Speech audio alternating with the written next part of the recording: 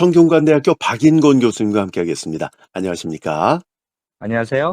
오늘은 미야베 미유키의 작품을 고르셨군요. 예, 미야베 미유키의 괴이라는 네. 단편집이에요. 어, 그 안에 있는 단편 하나를 다루려고 합니다. 네. 요걸 줄거리 해설과 낭독으로 보내드리는 건데, 그렇습니다. 2008년 8월에 우리나라에서 번역이 됐고, 일본에서는 2000년도에 예, 작품이 나왔군요. 2000년에 나왔으니까 꽤 이제 오래된 작품이고요. 네.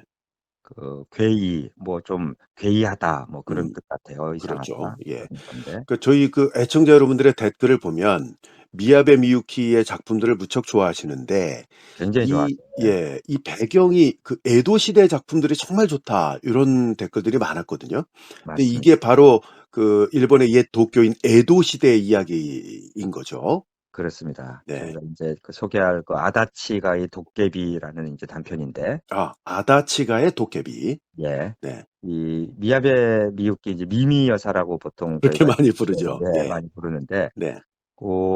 이 크게 두 가지로 나누어서 이렇게 소개를 많이 합니다. 미미 음. 여사는 네.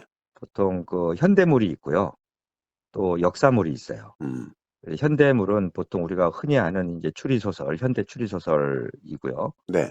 그리고 역사물은 에도 시대, 그러니까 옛 도쿄라고 이제 되는데, 그러게요. 그 배경을 좋아하시더라고요. 예, 굉장히 그 배경으로 좋아합니다. 쓴 작품들이 아주 수준이 높다라고 예, 저 얘기하시더라고요. 개인적으로도 현대물보다는 이 어. 역사물, 그 에도 시대를 배경으로 한 것이 더 좋다고 할 정도로 아하. 아주 좋았습니다. 네. 자, 그럼 우리가 이제 스포일러 편이라고 부르는데요. 네. 줄거리 해설과 낭독을 해 드려야 되는데 오늘은 조금 다릅니다. 보통은 교수님께서 줄거리 해설을 해 드렸는데요. 이 작품은 어느 며느리, 그러니까 이름이 안 나옵니다. 예, 어느 며느리의 독백으로 이루어진 소설이에요. 맞습니다. 예, 그렇다 보니까 제가 연기하는 부분도 그 며느리이고 그다음 예, 교수님이 말씀하시는 부분도 며느리인 거예요. 같은 사람이에요. 네, 같은 사람입니다. 그러니까 애청자 여러분께서 헷갈리지 마시라고 설명을 드리는 겁니다. 보통은 교수님께서 해설을 드리고 제가 낭독을 해드리는 방식이었는데 이게 맞아요. 이제 분량이 많다 보니까 예, 서로 나누는데 더 이상 나눌 수가 없어요. 그래서 예, 맞아요. 예, 예, 한 사람의 독백으로 이루어졌기 때문에 그 점 감안하시고요. 이름이 나오지 않는 며느리 시점에서 소설이 이루어지고 있다. 이렇게 생각을 하시면 맞습니다. 쉬울 것 같습니다. 그리고 이 설명을 조금 이제 배경을 알고 들으시는 게 아, 좋을 네. 것 같아서, 빨리 설명해 드려야 돼요. 왜냐면 이거 우리 애청자 여러분들은요. 빨리빨리 시작되는 걸 좋아하세요. 그러죠. 네. 예. 이 며느리가 18살에 시집을 와서 18에 이제 21살이 된 시점입니다. 21살. 네, 그때 네. 이제 뭐 시어머님이 돌아가시면서 시작이 돼요. 네. 그러니까 이 시집 온 지 3년이고요. 그러니까 그렇죠. 결론적으로 저한테 지금 20대 초반 여자 목소리를 내라는 거잖아요. 네. 최선을 다해 보겠습니다. 예. 미야베 미유키의 단편 아다치가의 도깨비 시작합니다.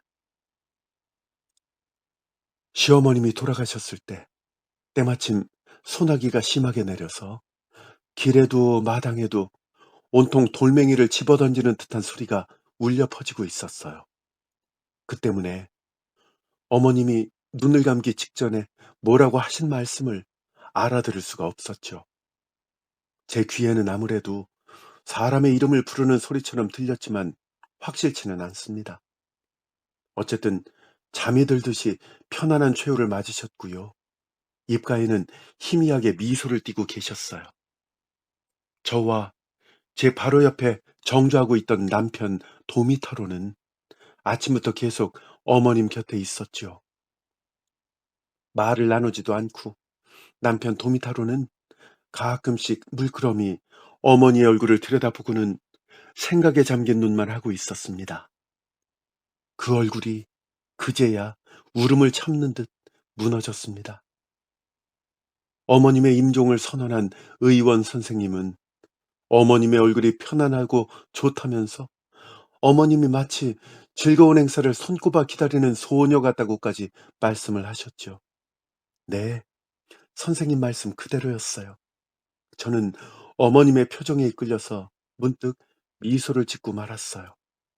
그리고 아까 알아듣지 못한 마지막 말씀이 아마 어머님의 도깨비 이름이었을 것이다. 라고 생각을 합니다. 근데 끝내 제대로 이름을 듣지 못했지요. 그런 생각을 하니까 왈칵 눈물이 나더군요. 제 남편 도미타로가 길었군 하고 중얼거리고서는 어머니는 그래도 만족하신 것 같다고 말하며 내게 위안을 구하듯이 제 팔에 손을 올려놓았습니다. 저는 남편의 손등에 제 손을 겹치고 고개를 끄덕이면서 어머니는 행복한 일생이셨을 거라고 대답했어요. 제가 사사야라는 이름의 가게 주인인 도미타로에게 시집을 온 것은 3년 전 봄의 일이었습니다. 그 무렵에는 이미 어머님의 몸이 많이 약해지셔서 1년 중 절반 정도는 자리에 누워서 지내는 생활을 하고 계셨습니다. 15살 정도 된 오타마라는 이름의 몸집이 작고 영리해 보이는 생김새에 꽤나 드센 성질의 계집종이 곁에 붙어 있었는데 그 빠릿빠릿한 점이 오히려 병자의 심기를 거스르는지 어머님께는 잔소리만 듣고 있는 상황이었습니다. 건강한 사람이 그러하듯 오타마도 병자를 돌보는 일에 있어서는 미처 신경을 쓰지 못하는 구석도 있었는데 거기에 야단만 맞고 있으니 의욕도 사라질 법하지요. 제가 시집 온 지 반년쯤 후에 오늘부터 어머님의 시중은 내가 들겠다고 말하자 오타마는 드러내놓고 기뻐했어요.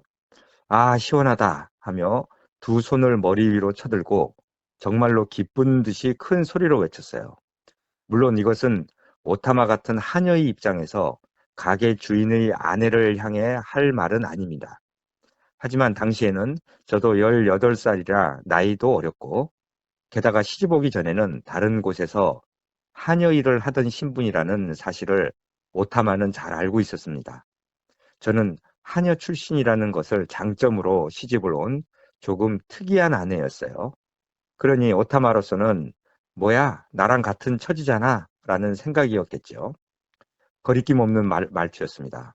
그러고 보니 오타마는 끝끝내 남들 앞에서는 몰라도 다른 사람들의 귀가 없는 곳에서는 저를 마님이라고 부르지 않았어요. 하루 종일 양냄새 나는 방에 틀어박혀서 노인네를 상대하니 기분이 울적해져서 말이야. 당신은 이제부터 힘들겠네, 가엾게도.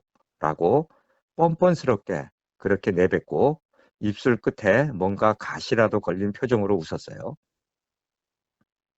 남편의 가게는 붓과 먹을 파는 작은 가게지만 땅을 조금 갖고 있는 탓도 있어서 살림살이는 풍요로운 집이었어요.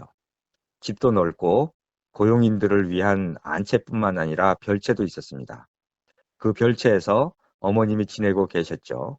저와 오타마는 어머님이 낮잠을 주무시고 계실 때 별채 어머님 옆방에서 이야기를 하고 있었어요.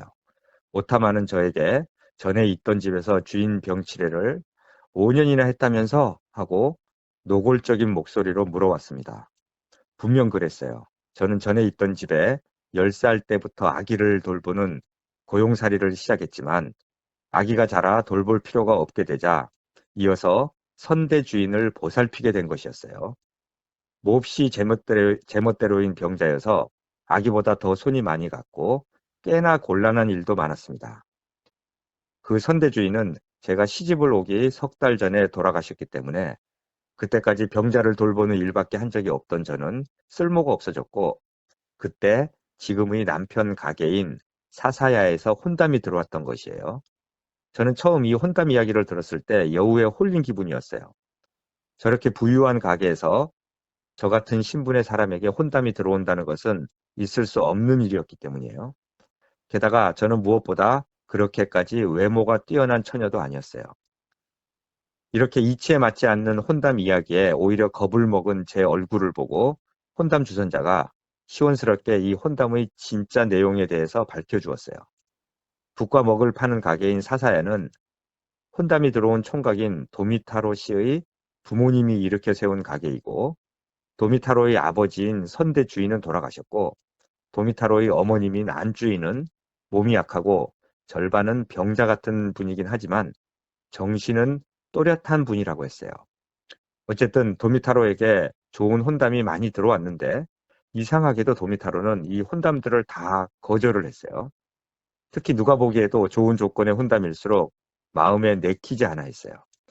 그 이유가 특별했는데 좋은 혼담이란 상대가 큰 가게 주인의 딸이라거나 가난하지만 격식 있는 가문의 딸이라거나 장사 동료의 딸이라거나 여러 가지가 있겠지만 그런 높은 집안에서 온 아내는 어르신을 우습게 보고 진심으로 공손하게 대하지 않을 것이기 때문이라고 하며 우리 부모님은 밑바닥에서부터 시작해서 부자가 된 분들이고 일하고 또 일해서 가게를 이만큼 만들어 놓고 이제 겨우 느긋하게 살려고 하는 만년에 와서 격이 높은 가문 출신의 며느리 눈치를 보며 산다면 가엾은 일이다. 그러니 아내는 이름도 없는 집에서 차라리 고용살이 일꾼들 중에서 고를 것이다. 라고 도미타로가 말했다는 것입니다. 이런 내용의 혼담이었어요. 아내는 밭에서 얻으라는 격언도 있을 정도이니 잘 생각해보면 이상한 이야기도 아닙니다. 다만 도미타로 씨라는 사람은 분명히 효자일지는 모르겠지만 상당히 틀에 박힌 생각을 가진 사람이구나 하고 당시에 저는 생각했습니다. 어쨌든 이렇게 해서 저는 사사야로 시집을 오게 되었어요. 식은 올리지 않았습니다. 가까운 사람들을 불러 잔치를 열지도 않았어요. 좋은 혼처를 모조리 거절해 놓고 일부러 하녀 출신의 아내를 맞이했으니 부끄러울 게 짝이 없다. 요란하게 혼인식을 올리거나 잔치를 하다니 말도 안 된다며 친척들이 강경하게 반대했다는 것을 나중에 집안 고용살이 일꾼들이 가르쳐 주었습니다. 물론 저를 사사야의 며느리로 인정할 수 없다는 뜻이었어요. 듣고 보니 저는 시집을 온 후로 친척들에게 인사를 다닌 적이 한 번도 없었어요. 남편은 그 사람들은 남편에게 자신에게 폐를 끼치는 일이 더 많은 사람들이라며 이득이 될 것만 보고 몰려드는 종자들이라서 오히려 그런 친척들보다 서로 기댈 수 있는 동료가 더 중요하다고 딱 부러지게 말했습니다. 이런 말에서도 알 수 있다시피 남편 도미타로는 상냥하고 야무진 사람으로 저는 생각지도 못했을 만큼 좋은 남편에게 시집을 오게 된 것입니다. 이렇게 반년쯤 지나서 집안일을 관리하는 데 익숙해지고 나서야 겨우 저는 오타마의 손에서 어머님을 돌보는 일을 받아들였죠. 물론 그전에도 며느리로서 매일같이 별채를 찾아가서 안부를 묻곤 했지만 곁에 바싹 붙어 있었던 적은 없었기 때문에 자세한 사정은 잘 몰라요. 저도 확실하게 잘 모시자 하는 마음과 내가 이 일을 과연 할 수 있을까 하는 불안이 반반 정도였다는 것이 솔직한 심정이었죠. 아까도 말씀드렸다시피 오타마의 거침없는 이 언행은 제가 시집을 오게 된 사정의 원인이 있었거든요. 오타마는 그걸 기가 막힐 정도로 잘 알고 있었어요. 그래서 저를 어려워하는 구석이 전혀 없었던 것입니다. 제가 어머니를 모시는 첫날에도 제 앞에서 이렇게 말했거든요. 나는 도미타로 나리의 생각을 잘 모르겠다. 저런 할망구의 눈치를 살피면서 좋은 집안 아가씨들의 혼담을 거절하고 당신 같은 사람을 데려오다니 정말 잘 모르겠다. 라는 얘기였어요. 독설이기는 했지만 옳은 말이었기 때문에 저는 아무 말도 할 수 없었죠. 다만 어머님을 할망구라고 부르는 것은 그냥 넘길 수가 없어서 꾸짖었습니다. 하지만 오타마는 그냥 웃을 뿐이었어요. 오타마가 그런 말을 남기고 복도를 돌아 안채 쪽으로 가버린 뒤에야 저는 겨우 가슴을 쓸어내리면서 어머님의 침실로 가려고 일어섰죠. 그러자 놀랍게도 창지문이 드르륵 열리고 어머님이 얼굴을 내밀었습니다. 그리고 웃으시면서 저한테 세상에 너는 저런 말을 듣고도 가만히 있구나. 오타마 따위는 내버려 두렴.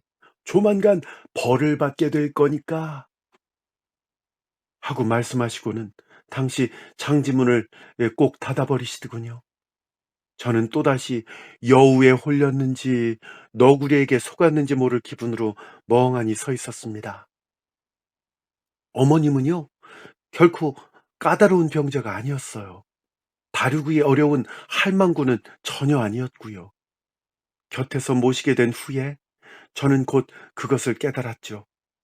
이렇게 해줬으면 좋겠다. 저렇게 해줬으면 좋겠다. 그것은 하지 말아 주었으면 좋겠다 하는 지시도 확실하고 알기 쉬웠고요. 겉으로 말하는 것과 다른 속내가 있지도 않았습니다. 그리고요, 어머님은요, 옛날 이야기를 참 좋아하셨어요. 부부가 가게를 일으키기까지 고생한 일, 도미타로가 태어났을 때의 일 등을 재미있게 이야기하셨습니다. 저는 제 부모의 얼굴도 몰랐고 부모 세대 이야기를 들을 기회도 없었기 때문에 어머님이 하시는 이야기는 정말 신기하고 재밌었어요. 노인은 같은 이야기만 되풀이하니까 지루하고 싫다고 말하는 사람도 많은 모양이지만은 저는 되풀이되는데 질릴 만큼 연장대의 이야기를 접한 적이 없었기 때문에 정말로 즐거웠거든요. 한 달이 지나자 어머님의 유쾌한 이야기에는 크게 웃고 무서운 일을 당하거나 흥하느냐 망하느냐 하는 장사 이야기에는 조마조마해야 하는 제가 아무래도 장단을 맞춰주는 것이 아니라 진심으로 즐거워서 어울리고 있다는 사실을 어머님은 알아차리신 것 같았어요. 어느 날 둘이서 바느질을 하고 있을 때 문득 바늘을 멈추고 저를 찬찬히 바라보시더니 말씀하셨습니다. 너는 꽤나 쓸쓸한 생활을 해왔구나.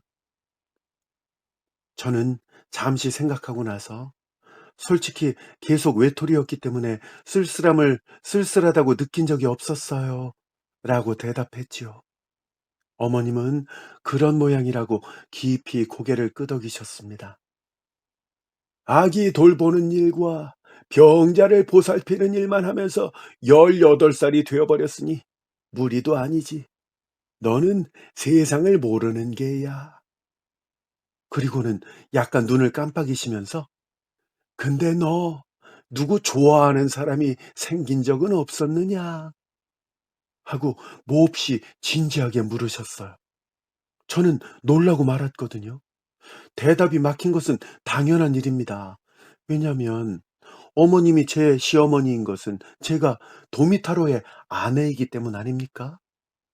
시집을 오기 전에 달리 좋아하는 사람이 있었다고 뻔뻔스럽게 말씀드릴 수 있을 리가 없었죠. 다행인지 불행인지 저는 전혀 사랑을 몰랐어요. 병상에서 움직이지 못하는 선대 주인과 함께 저도 함께 묶여서 처녀세를 보내고 말았거든요. 세상에 좋아하는 사람이 생긴 적조차 없었구나. 어머님은 제 마음을 꿰뚫어 보고는 앞질러서 그렇게 말씀하셨어요. 그렇지 않을까 생각은 하고 있었다마는 이상한 말씀이었어요. 저는 무심코 어째서요? 하고 여쭈었습니다. 그러자 어머님은 살짝 웃으면서 너는 도미타로를 싫어하지는 않지만 아직 사랑하지는 않는구나 라고 말씀하셨어요. 여자에게 아내가 된다는 것은 직업이나 마찬가지니까 너는 고용살이의 연장이라는 생각으로 도미타로와 부부가 되었겠지. 그게 안 된다는 뜻은 아니라고 저를 위로하듯이 덧붙이셨어요. 근데 그건 사실은 쓸쓸한 일이란다. 너한테도 한 번쯤은 사랑을 하게 해주고 싶다만 이것만은 남이 어떻게 해줄 수 있는 일이 아니지. 어머님은 뭔가 생각에 잠긴 얼굴이었습니다. 저는 아까 하신 말씀이 신경 쓰였기 때문에 집요하게 다시 물었죠. 어머님, 어머님은 어떻게 제가 사랑을 모른다는 걸 아셨어요? 어머님은 잠시 방 안을 둘러보는 것 같은 몸짓을 하시더군요. 그러고는 어머님 바로 옆에 눈길을 주면서 아무도 없는 방바닥 위에 살짝 미소를 지으셨죠. 왜냐하면 너한테는 아무것도 보이지 않는 것 같고 아무것도 느껴지지 않는 것 같거든. 더욱더 이상한 대답이었어요. 제가 다시 물으려고 하자 어머님은 그것을 가로막듯이 내가 지금 조금 피곤하니까 차를 좀 끓여다오. 단 것이 먹고 싶구나. 라고 말씀하셨어요. 그때는 그게 다였죠. 납득이 가지 않는 이야기였지만 사소한 일이었기 때문에 저도 오래 기억하지는 않았습니다. 그로부터 며칠쯤 지났을까요? 지금은 부엌 가녀로 일하고 있는 오타마가 나한테 어르신의 방에서 이상한 냄새가 나지 않느냐고 물었어요. 무언가 짐승에게서 나는 도저히 참을 수 없는 지독한 냄새라고 했습니다. 저는 의아하게 생각했죠. 왜냐하면 그런 냄새를 느낀 적은 한 번도 없었기 때문입니다. 제가 솔직하게 그렇게 말하자 오타마는 곁눈질로 저를 노려보았어요. 그리고 내게 걸핏하면 착한 척한다고 얄밉다는 듯이 내뱉을 뿐이었죠. 이건 부당한 욕이었어요. 어지간한 저도 화가 나고 신경도 쓰여서 제 가슴에만 담아둘 수가 없었죠. 그래서 고자질이라는 것을 알면서도 어머님께 말씀드리고 말았어요. 그러자 어머님은 명랑한 목소리로 말씀하셨습니다. 어머나, 그래? 하지만 괜찮다. 그 지독한 냄새는 오타마에게만 나는 거니까. 그러고는 또 어머님과 저 외에는 아무도 없는 방인데도 어머님 바로 뒤를 어깨 너머로 돌아보며 동의를 구하듯이 생긋 웃고 고개를 끄덕였습니다. 저는 그때 처음으로 조금 한기가 들더군요. 마음 한쪽 구석에 어쩌면 어머님은 정신에 조금 병이 드신 게 아닐까 하는 의심이 싹트고 말았던 것입니다. 그렇게 해서 어머님과의 사이에 적어도 제 쪽에서는 낮지만 확실한 담장 같은 것이 생기고 나서 또 한 달쯤 지났을까요? 때마침 겨울 중에서도 가장 추울 무렵이었습니다. 마침 그때 남편 도미타로에게는 새로운 장사 동료 한 명이 드나들게 되었어요. 붓과 먹을 취급하는 장인으로 동료 몇 명을 통솔하고 있는 우두머리였어요. 도미타로와 비슷한 나이에 상당한 수완과 같은 말투를 쓰는 잘생긴 사람이었습니다. 하인인 오타마는 이 사람이 찾아오면 흥분하여 야단법석을 떨곤 했어요. 이 장인은 자신들이 독자적인 방법으로 만든 최고의 붓과 먹을 싸게 납품하겠다고 제안했습니다. 도미타로는 솔깃해하는 듯 했습니다. 그렇게 거래 이야기는 순조롭게 진행되는 모양이었어요. 그때 도미타로가 제게 오늘은 이분을 어머니께 소개할 테니 그렇게 알고 있으라고 말했습니다. 연일 눈이 오고 날씨가 추워서 어머님은 감기에 걸려 자리에 누워 계셨어요. 그러나 도미타로는 자신도 알고 있다면서 어머니는 침상에 누워 계셔도 괜찮고 그냥 안뜰을 향해 나 있는 장지문을 열어놔주면 어머니가 정원 너머에 있는 이 장인을 볼 수 있다고 말했습니다. 그러고는 아무렇지도 않게 자신은 지금까지 어머니가 고개를 끄덕이지 않는 상대와는 장사를 한 번도 한 적이 없다고 말했어요. 과연 도미타로가 어머니 말씀이라면 꼼짝도 못한다는 게 이런 뜻이구나 하고 새삼스럽게 깨닫게 되었어요. 그날 점심때가 지나 장인은 나이 많은 동료를 한 명 데리고 찾아왔어요. 미리 말한 대로 도미타로는 그들을 안뜰 너머로 별채가 보이는 방으로 안내했기 때문에 저는 틈을 보아 장지문을 열었어요. 어머님은 도미타로에게서 미리 이야기를 들었는지 몹시 익숙한 태도로 침상 위에서 상반신을 일으키고 손님이 있는 방 쪽을 열심히 바라보고 계셨습니다. 어쩌다가 정원에 관한 화제가 나왔는지 도미타로가 안뜰을 손으로 가리키자 장인 일행이 안뜰 쪽으로 얼굴을 돌렸어요. 그때 어머님 바로 옆에서 화로의 불을 뒤적이고 있던 저는 어머님이 몸을 내미는 기척을 느끼고 시선을 들었습니다. 안뜰 너머로 순식간에 눈보다 더 새하얘지는 장인의 얼굴이 보였어요. 그 눈은 놀람으로 크게 뜨여 있었습니다. 장인은 고개를 획 돌리더니 같이 온 동료와 그리고 도미타로에게도 뭐라고 끊임없이 이야기를 했어요. 장인은 엉거주춤 몸을 일으키고 안뜰 쪽으로 팔을 쑥 내밀었어요. 이쪽을 가리키고 있었습니다.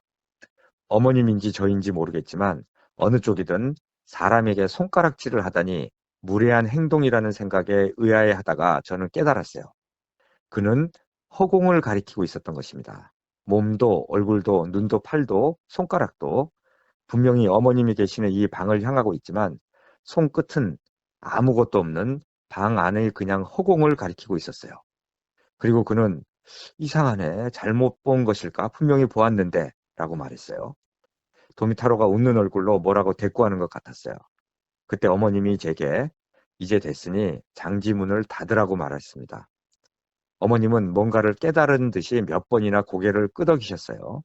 그리고 저 남자에게는 엄청난 것이 보인 모양이라고 하시며 이번 장사 얘기는 없었던 것으로 해야겠다고 말씀하셨어요. 저는 어째서냐고 물었습니다. 저는 추위 때문이 아니라 등골이 오싹해서 정신을 차려보니 장지문을 꽉 움켜쥐고 있었어요. 몹시 무서웠습니다.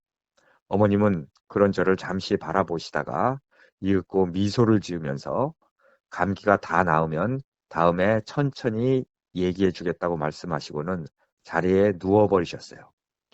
방안이 조용해지고 잠든 어머님의 부드러운 숨소리가 들려와도 저는 몸을 움직일 수가 없었습니다. 어머님과 저 외에 눈에는 보이지 않는 누군가가 방 안에 숨어 있다고 생각하지 않을 수 없었어요. 그 후 어머님의 말대로 그 사람과 거래는 없던 것으로 되었어요. 도미타로는 어머니가 승낙하지 않았기 때문이라고 할 뿐 특별히 설명을 해 주지는 않았어요. 어머님은 약속을 지키는 분이었습니다. 감기가 낫고 건강해지자 저를 방으로 부르셔서 이야기해 주셨어요. 어머님이 누워 계시는 며칠 동안 저는 별채 방에 다니는 것이 너무나 무서워서 견딜 수가 없었습니다. 그래서 드디어 어머님이 사실을 밝혀 주시려고 하는 단계가 되자 왠지 구원받은 기분이 들었어요. 어머님은 이야기를 시작하기 전에 저에게 "너는 이 방에서 아무 냄새도 나지 않느냐? 아무것도 들리지 않느냐? 아무것도 보이지 않느냐?" 하고 지금까지 한 번도 보인 적이 없는 엄한 얼굴로 물으셨어요. 여전히 제게는 아무것도 보이지 않고 아무것도 들리지 않고 아무 냄새도 나지 않았어요. 그러자 어머님은 "그렇다면 가르쳐 주마." 하고는 입가를 엄하게 다잡으면서 "이 별채, 이 방의 내 옆에는 도깨비가 살고 있다."라고 말씀하셨습니다. 그것은 벌써 30년이나 지난 일인 어머님이 16살 때의 일이라고 합니다. 당시 어머님은 조슈아라는 이름의 비단 도매상에서 하녀 고용살이를 하고 계셨어요. 사실 어머님은 비단 도매상 조슈아의 주인이 그 집 하녀에게 손을 대서 낳게 한 아이였다고 합니다. 그런데 하녀였던 어머님의 어머님은 어머님을 낳자마자 돌아가셨고, 어머님은 하녀 우두머리에게 맡겨져서 장래에는 이 가게 하녀가 되기 위해 키워졌지요. 아버지라는 사람은 품행이 좋지 못한 사람이라서 장난으로 손을 댄 하녀의 아이를 아끼는 마음이라고는 조금도 갖고 있지 않았습니다. 다시 말해서 어머님은 갓난아기 때 모친을 잃고 부친은 없는 것이나 마찬가지여서 처음부터 귀찮은 존재로 취급받고 있었던 거예요. 게다가 비단 가게 마님은 투기가 심한 사람이라 여자에 미쳐있는 남편에 대한 미움을 남편이 다른 여자에게서 나온 아이들에게 이렇게 풀어버리는 일그러진 복수를 즐기는 사람이었죠. 어머님이 어릴 때부터 너는 식충이라고 하면서 못되게 굴었다고 해요.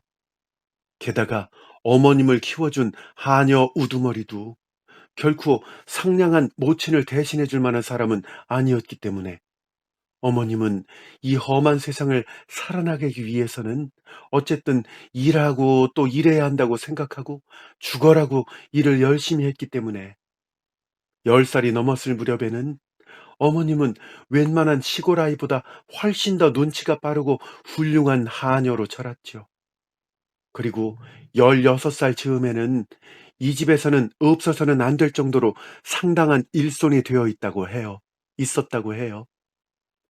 그 무렵에는 조슈아의 주인도 50대 중반에 접어드는 나이가 되어 있었고, 나이를 먹으면서 몸도 예전 같지 않고 마음도 약해지는 법이어서 가끔 안주인의 눈을 피해 어머님에게 상냥하게 말을 걸어줄 때도 있었다고 합니다. 어쨌든 딸은 딸이었으니까요. 그런 조슈아의 주인이 어느 날 자신의 아버지의 시골 고향에 있는 친척들을 찾아보고 싶어 하는 것이었습니다. 섬대 주인도 시골 고향을 떠나온 이후로 한 번도 찾아가 보지 않았는데 그곳을 그 아들인 조슈아의 주인이 가보고 싶어 한 것이었죠. 시골에는 친척 누가 살고 있는지도 알 수 없고 아마도 다들 뿔뿔이 흩어져서 아무도 없을지도 모르지만 어쨌든 조슈아의 주인은 여행 준비를 하게 되었죠. 그런데 어이없게도 그 여행길에 어머님을 데려가겠다고 했답니다. 시중을 들게 하기 위해서는 하녀가 필요한데 게다가 어머님은 자신의 피를 물려받은 딸이니까 함께 갈 사람은 이 아이밖에 없다 하는 제멋대로의 논리였어요. 그런데 어머님은 같이 가겠다고 승낙을 했답니다. 그 이유가 좀 어이가 없는데요. 어머님은 여행길 중간에서 도망칠 생각에 승낙을 하셨다고 해요. 주인이 갖고 있는 돈을 빼앗고 주인은 여관방에 내버려 두고 도망간다 하는 계획이었다고 하면서 어머님은 자신이 무서운 여자라고 웃으면서 말씀하셨지요. 그렇게 출발한 시골로 가는 길은 가파른 산길이 많았고 열흘 가까이 걸리는 여정이었어요. 어머님 말씀으로는 그 영감탱이가 돈을 꽉 쥐고 놓지 않았고 심지어 잘 때는 베개 속에 숨겨놓고 자는 바람에 중간에 돈을 갖고 도망간다는 계획은 실천에 옮기지 못했다고 합니다. 결국 여드레가 넘어서 도착한 시골은 참으로 살풍경한 곳이었고 산에 둘러싸여 있어서 마치 섬 같은 외딴 깡촌이었다고 합니다.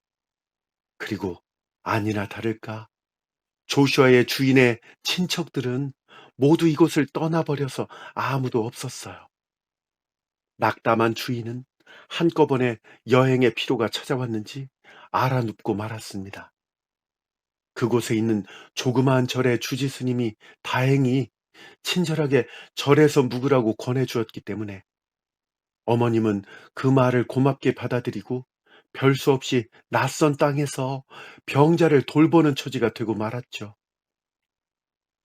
그렇게 며칠이 지나는 동안에 불운하게도 조슈아의 주인은 정말로 병에 걸리고 말았어요. 몸 여기저기에 붉은 발진이 돋고 높은 열이 났던 것입니다. 시골 마을의 의원에게 진찰을 받아도 우선 탕약을 먹이고 쉬게 하는 것 외에는 방법이 없다면서 고개를 저을 뿐이었습니다. 게다가 이것은 옮는 병이라면서 무서운 얼굴을 했지요. 주지 스님까지 오셔서 정말로 안 됐지만 병에 걸린 이상 절에 있게 해줄 수는 없다. 아다치가로 옮겨줘야겠다. 이곳 사람들도 병에 걸리거나 다쳐서 움직일 수 없게 되면 모두 그렇게 하는 것이 관습이다. 라고 말하더군요. 아다치가는 마을 변두리에 있는 커다란 나무문이 달려있는 훌륭한 기와지붕집을 말했습니다. 낡기는 했지만 당당한 구조의 저택이라서 어머님은 촌장님이 사시는 곳인 줄만 알았다고 해요. 그런데 가파른 산길을 병자를 부축해 가면서 고생 끝에 올라가 보니까 훌륭한 것은 겉모습뿐이고 안은 텅 빈 빈집이었어요. 대체 어떻게 된 일인가 하고 어머님은 놀랐죠. 저택 안은 대부분 황폐할 대로 황폐했지만 그래도 안채의 한쪽 구석에는 병자용 침구와 이불도 준비되어 있었고요. 부엌과 측간도 쓸 수 있었다고 합니다. 주지 스님에 따르면 아다치가는 이곳에 사는 사람들의 더러움을 받아들여주는 고마운 곳이라고 했습니다. 아다치가는 몇 대 전에 큰 부자였던 가문인데 지금은 몰락해서 아무도 살지 않게 되었고요. 이 지방에 돌림병이 돌자 크지만 빈집인 이곳에 병자들을 모아놓고 가두어 두었다고 합니다. 뭐 결과적으로 병에 걸린 사람들은 대부분 이 집에서 죽었지만 그 이상 병이 도는 것은 막을 수 있었답니다. 그 후로 이 지방 사람들은 무거운 병에 걸리면 모두 아다치가로 들어가게 되는 것이 관습처럼 되었답니다. 꽤 특이한 관습이기는 하지만 까닭을 듣고 난 이상은 거스를 수도 없었죠. 그래서 어머님은 별 수 없이 아다치가에 들어가서 살면서 병자를 돌보았어요. 횡댕그렁하고 쓸쓸했지만 무서운 일은 없었다고 어머님은 말씀하셨어요. 그리고 아다치가 부지의 가장 높은 곳에 서면 매일 해질녘에는 산 끝자락으로 가라앉아가는 피처럼 붉은 저녁해가 손을 뻗으면 닿을 정도로 가깝게 보였다고 합니다. 어머님은 이 장엄한 광경에 마음을 빼앗겨서 질리지도 않고 바라보았다고 했습니다. 하지만 시일이 지나도 조슈아의 주인은 전혀 나아지질 않았어요. 높은 열은 내렸지만 발진은 사라지지 않고 날마다 약해져 갔습니다. 에도에 있는 가게에는 파발꾼을 보내 사정을 알려두었지만 데리러 오는 사람도 없었어요. 어머님은 꾸벅꾸벅 졸기만 하는 병자 옆에서 이야기 상대도 없이 멍하니 하루하루를 보낼 수밖에 없었죠. 돈도 점점 떨어져 갔고요. 그러는 사이에 어머님은 기묘한 사실을 알아차렸습니다. 지금 자신들 외에는 아무도 갇혀 있지 않은 이 아다치가에 누군가 사람이 있었던 거예요. 복도 끝에 사람 그림자가 드리워져 있기도 하고, 깊은 밤에 발소리가 들리기도 하고, 물을 깃거나 설거지를 하고 있으면 누군가의 시선이 등에 느껴져서 돌아보면 흠칫 놀란 듯이 그늘에서 그림자가 움직이고, 그리고 어느 날 밤 마침내 어머님은 그 그림자의 정체를 보았어요. 밤중의 일이었습니다. 작은 화로에 주전자를 올리고 탕약을 다리다가 어머님은 자신도 모르게 꾸벅꾸벅 졸고 있었죠. 그런데 또 사람의 기척이 느껴졌어요. 바로 목덜미 근처에 누군가가 등 뒤에서 어머님 쪽으로 몸을 굽히고 있는 것 같았어요. 실눈을 뜨고 보니까 그 그림자가 화로 옆에 드리워져 있었습니다. 어머님은 하나 둘 셋을 세고 얼굴을 들어서 왓! 하고 소리를 지르면서 그림자 쪽을 돌아보았죠. 그런데 거기는 어머님과 비슷한 나이의 야윈 남자가 서 있었어요. 누더기를 입고 머리는 흐트러져 있었는데 묘하게 시원스러운 눈을 크게 뜨고 어머님의 얼굴을 보고 있었습니다.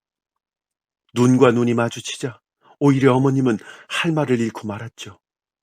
어머님이 몸을 잠깐 움직인 순간에 그 젊은 남자는 사라졌습니다. 달려서 사라진 것도 또 숨은 것도 아니고 그저 등불을 끄듯이 사라지고 만 거예요. 날이 밝자 어머님은 절로 달려갔습니다. 주지 스님을 붙들고 숨을 헐떡이며 사정을 밝혔죠. 그러자 주지 스님은 눈썹을 찌푸리고 매우 복잡한 얼굴을 하셨다고 합니다. 마치 뭔가를 알고 계신 듯한 얼굴이었어요. 어머님은 주지 스님의 옷자락을 붙들고 캐물었습니다. 그러자 주지 스님은 어머님의 기세에 눌린 듯이 마지못해 이야기를 해 주었습니다. 마을 사람들도 한 5년쯤 전부터일까요? 아다치가에 수상한 그림자가 출몰한다고 호소했습니다. 하지만 그 모습은 보는 사람에 따라 다른 모양이에요. 젊은 남자일 때도 있고, 여자일 때도 있고, 어린아이일 때도 있다오. 모습이 보이지 않고 그냥 소리나 냄새만 날 때도 있다고 하고요. 어머님은 그러면 도대체 그것의 정체는 무엇이냐고 묻자 주지 스님은 여전히 복잡한 얼굴을 한 채 아마도 도깨비일 거라고 말씀하셨어요. 어머님은 놀라서 뿔 달린 무서운 귀신을 말하는 거냐고 되묻자 스님은 그런 무서운 존재가 아니고 아마도 이곳 사람들이 오랜 세월에 걸쳐 아다치가에 버리고 온 더러움이 시간이 지나면서 형체를 잃어서 이 더러움의 화신으로 바뀌었을 거라면서. 그렇기 때문에 보는 사람에 따라 모습을 바꾼다고 말했습니다. 그리고 신경 쓰지 않으면 그 도깨비는 나쁜 짓은 하지 않는다고도 말했다고 해요. 어머님은 그래도 신경 쓰지 않을 수 없었습니다. 만일 주지 스님의 말이 옳다면 자신의 눈에는 왜 도깨비가 그렇게 심약해 보이는 젊은 남자의 모습으로 보였을까요? 어머님은 그 생각을 하고 말았어요.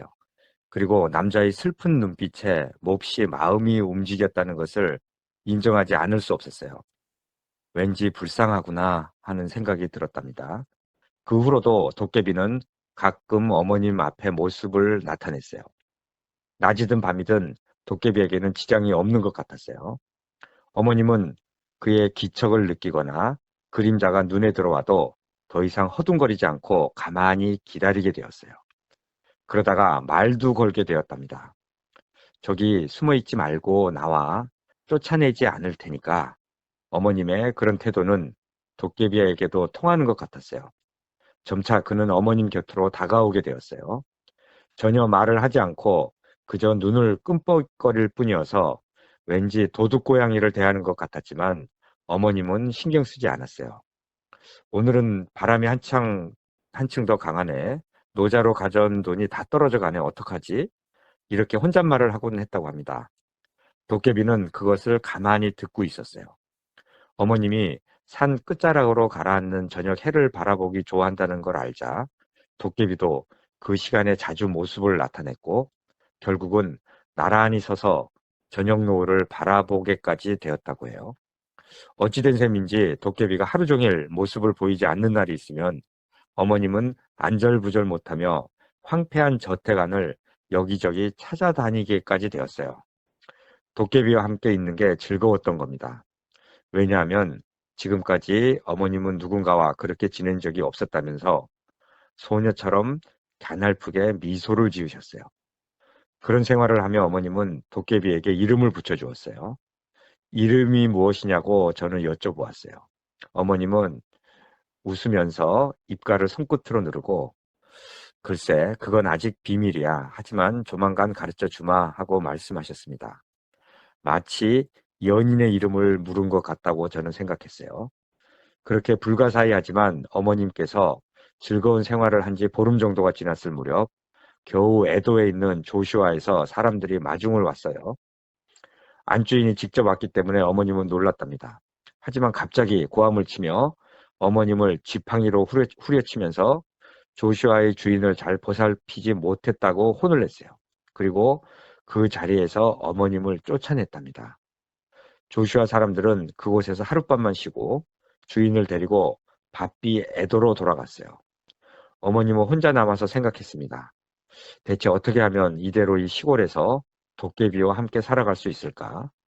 땡전 한 푼 없기 때문에 먹고 살기 위해서는 우선 일자리를 찾아야 했어요. 하지만 주지 스님과 시골 마을의 약간 거만한 얼굴의 남자가 어머님을 절로 불러내더니 당장 떠나라고 엄하게 꾸짖었어요. 그러면서 어머님이 귀신에 홀려서 떠나지 않으려고 한다고 아주 매몰차게 말했습니다.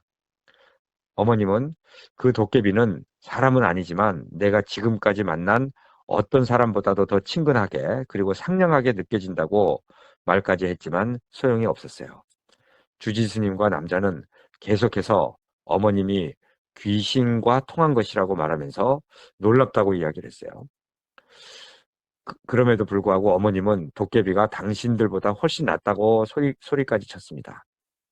병자나 노인이나 죄인을 모두 아다치가에 밀어넣어 가두고 자신들과는 상관없다는 얼굴을 하고 아무렇지도 않게 살아가는 못된 당신들보다 병자들이나 죄인들이 토해낸 더러움을 전부 빨아들이고 짊어져주는 이 도깨비가 훨씬 낫다고 말한 것이었어요. 그날 저녁 어머님이 아다치가의 문 옆에서 저녁 해를 바라보고 있자니 늘 그렇듯이 도깨비가 나타났습니다. 어머님은 그에게 웃음을 짓고 그의 얼굴을 똑바로 보면서 나와 함께 에도로 가자고 말했어요. 어머니는 도깨비와 자신이 닮았다고 생각했습니다. 자신의 잘못도 아닌데 즐겁지도 않은 역할을 강요당하며 손해보는 역할만 맡으며 계속 외톨이로 지내온 것이 닮았다는 것이었어요. 어머님의 말을 들은 도깨비는 말없이 고개를 끄덕였습니다. 그리고 어머님을 따라왔습니다. 애도로 돌아가는 길은 여자 혼자 몸이었지만 위험한 일은 당하지 않았다고 해요. 그것은 어머님도 이미 알고 있는 일이었어요. 좋지 못한 속셈을 지닌 남자들이 다가와도 그들은 곧 흠칫 놀란 얼굴로 도망치고 말았어요. 당연한 일이었습니다. 어머님과 함께 있는 도깨비에 그놈들의 본성이 비쳐 보였던 것입니다. 너무나 무서워서 도망치지 않을 수 없었던 거예요. 애도로 돌아오자 어머님은 일할 곳을 찾았고 태어나서 처음으로 자신만을 위해 살았다고 합니다. 도깨비는 그런 어머님과 계속 함께 있어 주었습니다. 기척밖에 느껴지지 않을 때도 있는가 하면 모습이 보일 때도 있고 어떨 때는 사흘 정도 전혀 보이지 않을 때도 있었다고 해요. 여전히 그는 말이 없었고 어머님이 무슨 말을 해도 아무런 대답도 하지 않았어요. 세월이 지나고 이윽고 어머님은 장래의 남편이 될 사람을 만나게 됩니다. 그 사람은 도깨비를 두려워하지 않았어요. 그 사람 나름으로 도깨비의 기척을 느끼는 것 같았지만 싫어하지는 않았다고 해요. 그리고 어머님을 열렬하게 좋아하고 인정해준 처음으로 만난 제대로 된 남자이기도 했어요. 결혼한 후에도 도깨비는 계속 같이 살았어요. 아다치가 있을 때와 똑같았고 아무것도 바뀌지 않았어요. 어머님은 남편에게 한 번도 이런 고백을 한 적이 없었지만 어머님과 함께 있는 도깨비를 남편이 두려워하거나 불쾌한 기척으로 느끼거나 싫은 냄새로 느끼지 않았는데 그런 불쾌한 기척으로 느끼거나 싫은 냄새로 느끼는 사람들은 결코 곁에 다가오게 하지 않았답니다. 그렇기 때문에 가게가 한 세대 만에 이렇게 크게 성장할 수 있었다고 해요. 이렇게 저는 어머님의 긴 이야기를 듣고 나서 납득이 가는 기분이었습니다. 남편인 도미타로 씨는 이 사실을 아느냐고 여쭤보니 어머님은 고개를 저었어요. 이렇게 자세히는 모르지만 어머님이 사람 보는 눈이 확실하다는 것은 아버지에게 몇 번이나 들어왔기 때문에 어머님이 하는 말을 아들 도미타로가 한 번도 거스른 적이 없다고 말씀하셨어요. 그리고 얼마 전 동업자라고 데려온 사람이 어머님 방에 있는 도깨비를 보고 크게 놀란 것도 그 사람은 분명 여러 사람을 속여온 것이 틀림없고 하녀 오타마의 코에만 맡아지는 비릿한 생선 냄새도 그녀의 못된 심성을 나타내주는 거울이었다고 해요. 어머님은 나에게 아직도 도깨비가 보이지도 기척이 느껴지지도 냄새가 나지도 않느냐고 물으면서 이런 사람을 사실은 처음 만났다고 했어요. 그리고 이런 말도 했습니다. 도깨비가 보이지 않고 느껴지지 않는다니 그것은 네 마음이 깨끗하다는 증거라고 말해주고 싶다만 그런데 꼭 그렇다고만 할 수는 없어. 사람은 살다 보면 누구나 조금은 남에게 나쁜 짓을 하거나 상처를 주거나 싫은 추억을 만드는 법이지. 그러니 보통은 다소나마 도깨비를 보거나 느낄 수 있는 법이야. 하지만 너한테는 그것이 없다. 그렇다면 너는 혼자서 다친 생활을 해왔기 때문에 아직 사람으로서 살지 못했다는 뜻일 테지. 이제부터 시작이야. 하고 중얼거리듯이 말씀하셨습니다. 이 집에서 울고 웃고 화내고 힘수를 부리고 나쁜 짓을 하고 또 반면에 친절을 베풀면서 살아보렴. 그러다 보면 너한테도 도깨비가 느껴지게 될 게다. 다만 그것이 무시무시한 모습이 되지 않도록 그것만은 조심하거라. 라고 말씀하시고는 자리에 누우셨어요. 저는 어머님께 목까지 이불을 덮어드리고 조용히 방을 나왔지요. 그 후로 어머님이 이 이야기를 꺼내시는 적은 없었습니다. 따라서 어머님이 수처녀처럼 부끄러워하며 가르쳐 주지 않으신 도깨비의 이름에 대해서도 듣지 못하고 말았어요. 이렇게 3년이 지났습니다. 어머님은 결국 돌아가셨고요. 파란이 많았던 생애지만 마지막에는 몹시 조용히 만족스럽게 잠드신 것을 며느리로서뿐만 아니라 비슷한 처지로 태어난 한 여자로서 저는 기쁘고 부럽게 생각하지 않을 수가 없었어요. 다만 한 가지 미련은 있습니다. 나는 끝끝내 도깨비를 느끼지 못했다는 거예요. 어머님이 돌아가신 후에 도깨비는 어떻게 되는 걸까 하는 것도 마음에 걸렸습니다. 하지만 저로서는 어떻게 할 수가 없었지요. 왜냐하면 모습을 볼 수도 기척을 느낄 수도 없었으니까요. 어머님이 돌아가신 사실을 여기저기 알려야 하고 장례식 준비도 해야 해서 가게 안은 갑자기 분주하게 움직이기 시작했지요. 저도 해야 할 일이 많아서 그 일들이 다 머리에 떠올랐지만 마음이 따라가질 못해서 멍하니 있고 말았어요. 우선 눈물에 젖은 얼굴을 씻으려고 물동이가 놓여있는 봉당 쪽으로 향했습니다. 소나기는 아직도 거세게 내리고 있었어요. 신을 신고 내려서자 활짝 열려있던 뒷문으로 비가 들이치는 것을 깨달은 저는 문을 닫으려고 가까이 갔지요. 그때 거기에 드리워져 있는 사람 그림자를 알아차렸어요. 시선을 들어보니까 끊임없이 내리는 강한 빗 속에 야위고 젊은 남자가 서 있었습니다. 누더기를 몸에 걸치고 지저분한 모습을 하고 있지만 두 눈만은 맑았고 저를 뚫어져라 바라보고 있었습니다. 그때 저는 아, 도깨비다 하고 생각했어요. 틀림없이 젊은 시절의 어머님이 아다치가에서 처음 만났을 때의 모습 그대로인 그 도깨비였죠. 저는 마치 어린아이가 무지개를 올려다보듯이 동경을 담아서 그 얼굴을 차안차니 바라보았습니다. 도깨비도 저를 마주 보았고요. 그리고는 입가에 살며시 웃음을 짓더군요. 저는 생각했습니다. 도깨비의 그 미소가 제가 아는 어머님의 미소와 어딘지 모르게 닮지 않았나. 그 따뜻한 눈빛도 어머님이 저를 보실 때의 눈빛과 꼭 닮지 않았나 하는 생각 말이에요. 제가 당신은 하고 말을 걸자 도깨비는 갑자기 몸을 물려서 사라지고 말았습니다. 그 뒤에는 쏴쏴 하고 귀를 때리는 빗소리만 들렸고요. 여보세요. 당신은 어머님과 함께 가시는 건가요? 저는 저도 모르게 이렇게 소리를 질렀습니다. 하지만 대답하는 것은 빗소리뿐입니다. 이제부터 시작이야 하는 어머님의 목소리가 제 귓속에 마치 지금껏 이때를 기다리고 있었다는 듯이 선명하게 되살아났어요. 사람으로 살아보아야 비로소 도깨비가 보이게 되는 거란다.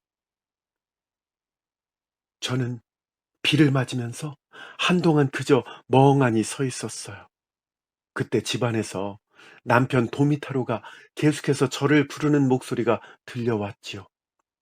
걱정하는 것 같기도 하고 도움을 청하는 것 같기도 한 아주 가까운 사람을 부르는 아무런 거리낌도 없는 목소리였어요. 도미타로가 나를 부르고 있다. 함께 어머님을 보내고 어머님을 잃을 슬픔을 함께 나눌 도미타로가 나를 부르고 있다. 저는 대답을 하고 뒷문에서 봉당 쪽으로 되돌아갔어요.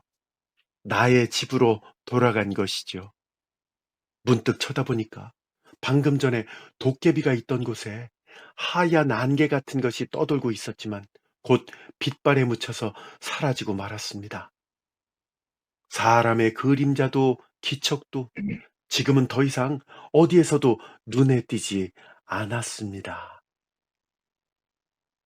예. 이렇게 아, 끝나죠. 네. 네, 아다치가의 도깨비, 미야베 미유키의 단편 소개를 해드렸습니다. 네. 사실 그 교수님이 이 작품을 고르실 때 예. 대단히 좀 엄격하게 보시잖아요. 굉장히 근데 엄격합니다, 네, 사실. 근데 이 작품을 왜 고르셨는지 알 것 같아요. 아시겠죠. 예. 제가 뭐라고 예. 말로는 설명이 안 되는데 뭐가 예 있습니다. 맞아요. 네. 맞아요. 교수님의 변을 좀 들어볼까요? 예. 저는 사실 뭐 이런 뭐 도깨비 얘기 이런 거가 인제 나온다면은 만약에 네. 뭔가 무섭고 뭐 나를 뭐 그렇게 오싹하게 해 생각하죠. 주고 예 네. 그런 도깨비를 원하지 네. 이런 너무나 인정 많은 것 같은 착한 도깨비 같은 거는 상상도 못 하고 그렇게 개인적으로 좋아하지도 않아요. 음. 그런데 이 작품을 보면서 굉장히 끝부분도 그렇고 네. 처음부터 '야 이게 뭐야?' 궁금증도 유발해 주면서 마지막에 가서는 너무너무 큰 감동을 줬어요. 예 이 도깨비를 통해 가지고. 그러니까 오히려 이 도깨비가 더 인간적인 면모가 있지 않나. 그렇죠. 그런 그렇죠. 생각이 들었고 큰 반전이었습니다 아주. 네. 예. 그래서 사실 참 편리할 것 같아요, 이런 도깨비가 있다면. 그러니까 그러게 말이에요. 나쁜 마음을 품고 뭐 네. 이런 못된 사람들은 접근을 못 하는 거 주변에 아닙니까? 있을 수가 없어요. 네. 있을 수가 없고. 그래서 그런 자들은 맞아요. 딱 잘라치면 되는데 맞아요. 우리가 인간관계를 하면서 사회생활을 하는데 네. 이 겉으로 볼 수밖에 없지 않습니까? 속을 그러니까 들여다볼 수가 맨날 없으니까. 속을 수밖에 없어요. 예. 맞아요. 그래서 맞아요, 맞아요. 예. 이런 도깨비면은 어쨌건 뭐 '있어도 어이 괜찮겠다.'라는 좋겠어요 아주. 아니 그렇다고 뭐 제가 무슨 초자연적인 신비주의에 빠지거나 이런 건 아니고요. 그리고 예. 네 말씀하세요. 예 또 하나는 이 작가가 미야비 미유키 여사를 사실은 저는 개인적으로 그렇게 좋아하는 작가가 아니었거든요. 아 그래요? 예. 그런데 이 작품집을 보고 그리고 네. 이 아다치카이 도깨비를 보고는 음 '와 글을 너무 잘 쓰는 작가구나.' 예. 그러게 말이죠. 이렇게 사람들한테 몰입하게 하고 그 상황에 몰입하게 하는 어떤 언어 구사가 음. '대단한 작가구나.'라는 걸 이제 느낀 작품이었습니다. 사실 존재를 본 사람이 없는 네. 그런 그렇죠. 네. 미지의 존재를 가지고 글을 네. 썼는데 이것이 이렇게 감동을 주고 맞습니다. 영향을 줄 수 있다는 것 자체가 필력이 대단하다는 거죠. 대단합니다. 예 네. 정말로 놀랐어요. 예. 예. 근데 우리나라에서도 이 도깨비라는 존재가 있잖아요. 있죠. 네. 예. 그래서 이제 있죠. 귀신하고 도깨비를 비교를 해 보면 귀신은 정말 오싹하고 뭐 네. 괴롭히고 뭐 그런 무서운 존재고 예. 목숨도 빼앗는 뭐 이런 존재로 예 인식이 돼 있는데 도깨비는 어딘가 모르게 좀 허당 같기도 하고 쪼끔 말이죠. 허당하네. 좀 허술한. 익살스럽기도 하고 맞아요, 맞아요. 예 그런 느낌인데 이게 일본에도 비슷한 느낌인지는 모르겠어요. 이게 뭐 제가 원작을 본 게 아니어서. 그러게요. 네. 그러니까 네. 도깨비를 어떤 단어를 도깨비로 바꿨는지 모르지 않습니까? 예 네. 맞아요. 어쨌건 여기서는 상당히 인간적인 면모가 있는 것이고 결국 도깨비 시어머니의 표정, 웃음 뭐 예. 이런 것이 도깨비와 닮아 있더라. 그러니까요. 요런 것들이 상당히 좀 생각하게 만들죠. 그리고 그리고 네. 이 또 집안이 잘 된 것 자체가 그 도깨비가 있었기 그럼요. 때문이다라는 그럼요. 것도 좀 암시가 돼 그럼요. 있고요. 네. 그리고 또 하나는 이 며느리도 네. 시어머님과 똑같은 도깨비를 보게 되잖아요. 네. 그러니까 그러네요. 다른 도깨비를 볼 수도 있었는데 음. 그러니까 시어머님과 며느리가 아주 딱 상통한 같은 음. 마음을 가진 그런 사람이었던 거죠. 네. 교수님에게는 이 도깨비가 무엇인가요?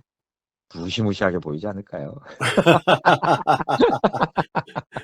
왜요? 교수님처럼 이렇게 착하게 아이고 선량하게 사신 분이. 치정불륜 살인 뭐 좋아하고 뭐 이거 또 오해의 소지가 있다니까요. 그건 좋아할 뿐이지 그렇게 사신 게 아니잖아요. 그렇긴 하죠. 아유 큰일 날 말씀 자꾸 하시게 아 되는데 이 아다치가는 이제 아다치 가문을 말하는 거잖아요, 그 그렇죠. 집안. 예. 예. 그렇죠. 결국은 지금은 이제 몰락해 있는 그렇죠. 그런 예. 집안에서 묻게 되면서 예. 경험을 하게 되고 그리고 저는 그게 이 도깨비가 무슨 수호신처럼 예. 집으로 올 때도 평안하게 지켜 주었고 뭐 이런 거 아닙니까? 그렇죠. 네. 원래는. 예. 고런 이제 장면들이 있는데 예. 상당히 저도 재밌게 상당히 읽었고요. 재밌었고요. 또 하나 애청자 여러분께 네 뭐 말씀하세요. 네. 예. 뭐 또 하나가 왜 이렇게 많아요? 또 계속 하나가. 나오네. 예 예. 하도 재밌게 봐서. 네네. 미미 여사의 에도 시대 고때를 다룬 역사물이 북스피어라는 출판사에서 나오거든요. 아 북스피어 아주 굉장히 많이 유명하죠. 나왔어요. 네 예. 네. 굉장히 많이 나왔습니다. 그래서 음. 장정이 되게 이뻐요. 겉에가 이렇게 음. 뭐 아주 그림으로 돼 있어 가지고 네. 그래서 그 시리즈들 다 모아도 이쁠 정도로, 그리고 아. 작품 내용들도 너무 좋기 때문에 한번 요 작품을 괴이라는 그 작품을 한번 보시고, 시작으로. 예. 예, 재밌으시면은 아주 그 모아서 봐도 될 정도로 좋은 작품들이 나오는 출판사이기도 하고요. 네. 교수님이 보통 이렇게까지 강하게 추천을 안 하시는데 그렇죠. 예. 북스피어랑 무슨 특별한 관계가 있나 싶을 정도로. 전혀 아니고 저는 그 출판사 뭐 관계자 네. 아무도 알지 못합니다. 사실 그 일본 추리물을 좀 좋아하시는 분들은 북스피어를 모르실 리가 없어요. 그렇습니다. 네. 그 마스모토 세이토 책도 거기서 많이 다 나와요. 나왔죠. 네, 네. 모비딕과 이제 해가지고. 교수님 이 시리즈를 모으시는 것도 좋겠다라고 말씀을 하신 걸로 보아. 다 네, 모았어요. 벌써 다 모으셨어요? 다 모았습니다. 교수님 대단하십니다. 예. 네. 미야베 미유키의 단편집 제목은 괴이입니다. 예. 괴이. 북스피에서 나온 거죠, 이것도. 네, 네. 맞습니다. 요걸 좀 구입을 하시면 나머지 단편들도 감상을 하실 수가 있고요. 예. 거기서 아다치가의 도깨비. 오늘은 해설이 아니고 예. 똑같은 며느리 입장에서 교수님과 제가 번갈아가면서 했고요. 하나 맞습니다. 좀 양해를 구해야 될 것은 교수님도 그렇고 저도 그렇고 지금 몇 주째 감기로 고생을 하고 있어서 네, 저 굉장히 네. 힘들었어요. 뭐 기침 나오려고 참느라고. 네, 그 기침 참느라고 호흡이 좀 네. 그 일정치 않았던 부분도 맞아요. 있고 네, 한데 맞아요. 그 점 해령해 주시고 가끔 기침 소리도 나고 하거든요. 그러니까요. 네, 너른 마음으로 좀 해령해 주시면 네. 좋겠습니다. 교수님, 요것도 사실 그 리라이팅을 하시는 거라 보통 네. 힘드신 일이 아니었을 텐데 또 좋은 작품 소개해 주셔서 감사하고요. 네. 다음 시간은 작품 혹시 아직 못 모르겠습니다. 고르셨죠? 네. 모르겠습니다. 또 기대하며 또 네. 기다리겠습니다. 성균관대학교 박인권 교수님과 함께 했고요. 저는 아나운서 원기범이었습니다. 교수님, 오늘도 무척 감사합니다. 안녕히 계세요. 애청자 여러분, 안녕히 계십시오.